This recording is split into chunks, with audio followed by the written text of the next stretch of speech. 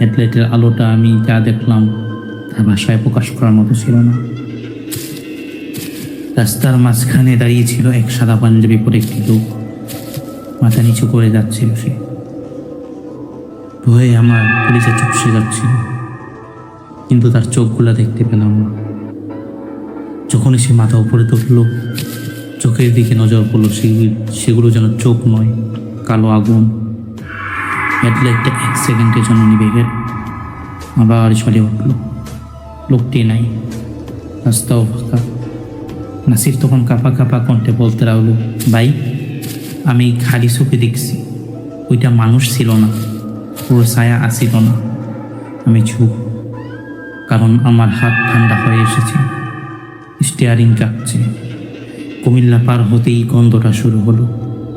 পচা রক্ত, পুরনো ধূপ আর পোড়া মাংসের গন্ধ। এতটা তীব্র নাক ঢেকে রাখা যায় না। এতটা তীব্র গন্ধে নাক চেপে বসে আছি।